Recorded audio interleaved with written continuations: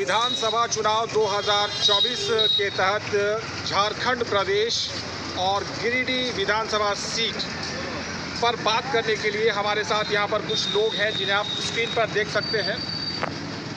आइए इनमें से कुछ लोगों से बात करें और इनके माध्यम से जानने का प्रयास करें झारखंड प्रदेश की सियासी सरगर्मियों को और साथ ही साथ गिरिडीह विधानसभा और जो अन्य विधानसभा है यहाँ के आसपास के उन विधानसभा पर कौन कौन से प्रत्याशियों के बीच में टक्कर है, कहाँ पर मुकाबला जो है वो दिलचस्प और रोचक है और कहाँ पर एक तरफा और वन साइडेड जो मुकाबला है वो देखने को मिल रहा है। यहाँ के लोगों से बात करके की शुरुआत करते हैं। सबसे पहले हमारे साथ यहाँ पर जुड़ रहे हैं अधिवक्ता साजिद महमूद।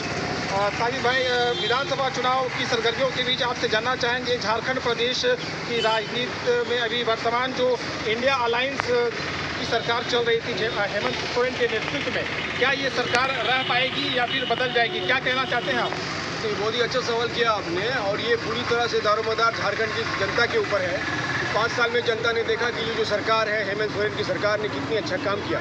अगर हेमंत सोरेन की सरकार से जनता सेटिस्फाई है तो इंशाअल्लाह आने वाले दिनों में झारखंड की जनता इनको मौका देगी और ये फिर से सरकार बनाएगी। ये सारा गिरिडीह विधानसभा की अगर बात की जाए, गिरिडीह में 2 लोगों के बीच दिलचस्प मुकाबला देखने को मिल रहा है। विधायक सुदीप सोनू और निर्भय कुमार शाहबादी के बीच में टक्कर है। हालांकि कहीं भी किसी तरह से आप कम नहीं आ सकते हैं जेल के नवीन चौरसिया को, तो क्या कहेंगे, मुकाबला द्विपक्षीय है या त्रिकोणीय है? नहीं, मुकाबला तो पूरी तरह से द्विपक्षीय है और दोनों ही अच्छे हैं, लेकिन अभी आने वाले वक्त बताएगा कि गिरिडीह की जनता किससे ज़्यादा प्यार करती है और किससे ज़्यादा संतुष्ट है।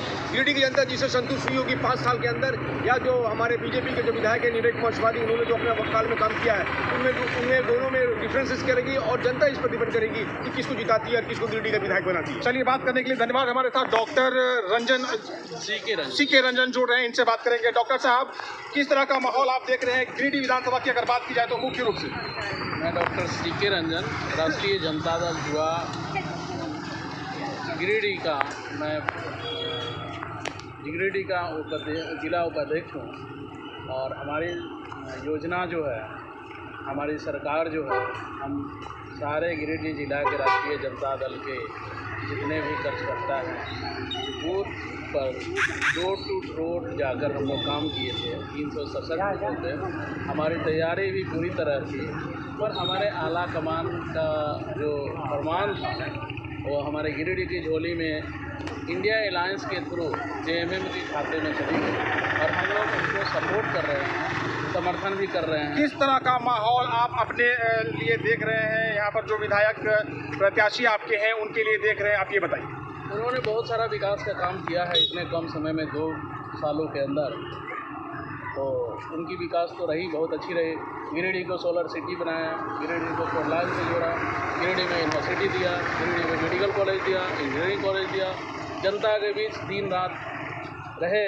इसलिए हमारी आशा है कि JMM की भी सरकार बनेगी और इंडिया अलायंस की सरकार बनेगी। हमारे राष्ट्रीय जनता दल की जो भी जिला इकाई की टीम है वो सारे दिन रात लगे हुए हैं और काम कर रहे हैं। चलिए, बात करते हैं राजेश कुमार बंसल से, लेते हैं इनकी प्रतिक्रिया। बंसल जी, क्या कहेंगे आप झारखंड प्रदेश की गतिविधि के बारे में, क्या कहना चाहेंगे? हेमंत सरकार ने जो अपने कार्यकाल में काफ़ी कम समय, मेरे हिसाब से 2 साल ही उनको काम करने का समय, 2 साल कोरोना में बर्बाद हो दिया और 1 साल सरकार के सचिव की कार्यशैली समझने में बर्बाद हो। उन्होंने ऐतिहासिक काम किया, चाहे अबुआ आवास हो, सर्वजन पेंशन हो, मैया योजना हो, और भी बहुत से अनगिनत कार्य हैं जो कम समय में बताना मुश्किल है। और उनके कार्यों को देखते हुए जनता उन्हें दोबारा मौका देगी और वो 60+ सीट जीत के आएंगे और फिर से सरकार बनेगी। चलिए, बात करने के लिए धन्यवाद। हमारे साथ इरफान आलम जुड़ रहे हैं, इरफान आलम से भी बात कर लेते हैं। इरफान आलम, आपको टिकट की चाहती प्रयास कर रहे थे लेकिन टिकट नहीं मिल पाया, अब जो वर्तमान स्थिति है इसको लेकर झारखंड प्रदेश की राजनीति के बारे में क्या कहना चाहेंगे? गिरिडीह विधानसभा सीट की अगर बात की जाए तो क्या कहना चाहेंगे? देखिए, इंडिया अलायंस का जो भी फैसला वो मैं दावे के साथ कह सकता हूँ। इंडिया अलायंस राष्ट्रीय जनता दल के सुप्रीमो लालू प्रसाद यादव जी ने बनाया और जब वो 22 सीट पर लड़ने का हम लोग को इच्छुक बनाए थे राष्ट्रीय जनता दल, जब 22 से हम लोग 60 पर आ गए, तो गिरिडीह विधानसभा खास तौर से मैं कह सकता हूँ कि 367 जो बूथ कमेटी एकल जनता के बीच हमने जाके बनाया, वो भी अलायंस के लिए मैंने त्याग दिया। और इस बार हम लोग संकल्प लिए हैं कि फिर पुनः हेमंत सोरेन जी की अध्यक्षता में हम लोग राज्य में सरकार बनाने का काम करेंगे। और मैं एक बात आपको स्पष्ट बताना चाहेंगे कि यहाँ की जनता वादा नहीं, इस बार संकल्प लिया है कि भारतीय जनता पार्टी को उखाड़ के फेंक देंगे। चलिए, बात करने के लिए धन्यवाद। थोड़ा सा आप सामने आए, क्या नाम है आपका? मेरा नाम वीरेंद्र प्रसाद यादव है। प्रताप जी, राष्ट्रीय जनता दल के प्रदेश महासचिव, किस तरह का रुझान आपको देखने को मिल रहा है? झारखंड की सियासत में कौन बनेगा अगला मुख्यमंत्री राज्य का, ये बताइए। देखिए, अगला मुख्यमंत्री तो एकदम निश्चित तौर पर हमारे हेमंत सोरेन जी बनेंगे। हेमंत सोरेन मुख्यमंत्री बनेंगे। विधायक की बात अगर की जाए, गिरिडीह विधानसभा से अगर बात की जाए, तो कौन लग रहा है कि विधायक यहाँ का अगला बनने जा रहा है?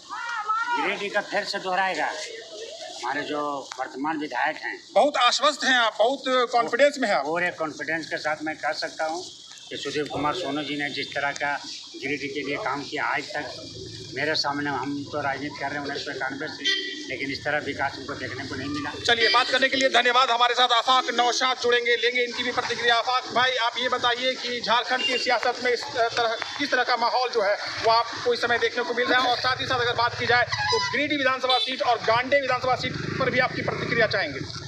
सबसे पहले मैं बताऊंगा कि आप देख रहे हैं चुनाव में झारखंड में भाजपा का कोई स्टैंड नज़र नहीं आ रहा। इनके मुख्यमंत्री का कोई नाम अनाउंसमेंट नहीं है, कौन होंगे मुख्यमंत्री। तो बहुत सारी प्रतिक्रियाएं हैं, अंदर इनका जो है वो बहुत आपस में बहुत कला है, और ये इसका खामियाजा इनको भुगतना पड़ेगा। आप गिरिडीह की बात कर लें तो जिनको प्रत्याशी बनाया है निर्भय कुमार शाहबादी जी को, कभी भी अपोजिशन का उन्होंने रोल नहीं निभाया गिरिडीह में, और अगर निभाते तो आज जो विकास देखने को मिल रहा है और ज़्यादा देखने को मिलता। बड़ी बात कह रहे हैं आफाक नौशाद। निर्भय कुमार शाहबादी जो कि वर्तमान में बीजेपी के प्रत्याशी हैं गिरिडीह विधानसभा सीट को लेकर, उन्होंने कभी भी अपोजिशन का रोल यहाँ पर नहीं निभाया है, कहना है आफाक नौशाद का। और आगे क्या कहना चाहेंगे आप? तो जब विपक्ष कमजोर है तो रिजल्ट तो जनता को पता ही है क्या होना है। कौन जीत रहा है सीट से? इसलिए तो मैं आपको बता रहा हूँ कि कहीं भाजपा नहीं है, इसके मतलब है कि हेमंत जी की ही सरकार बनेगी। चलिए, भाजपा कहीं नहीं है, यहाँ से लेकर रांची तक आपके अनुसार जी, यहाँ से कौन जीत रहा है ये आप बताइए। पुनः जो जेएमएम की यहाँ पर जीत होगी। गांडे सीट पर आपकी सटीक राय चाहेंगे? मुनिया देवी बीजेपी, या फिर और जो दूसरे लोग हैं, या फिर कल्पना सोरेन जेएमएम, कौन विधायक बन रहा है? किसके जीतने की संभावना आपको प्रबल लग रहा है? मैंने तो बताया पूरे झारखंड में वही स्थिति है। कहीं भी कोई कैंडिडेट, कौन ऑपोजिशन लीडर होंगे, कौन फाइट करेंगे, ये ऐसा कहीं भी राजनीति इस बार झारखंड में भाजपा की पूरी फेलियर नजर आ रही है।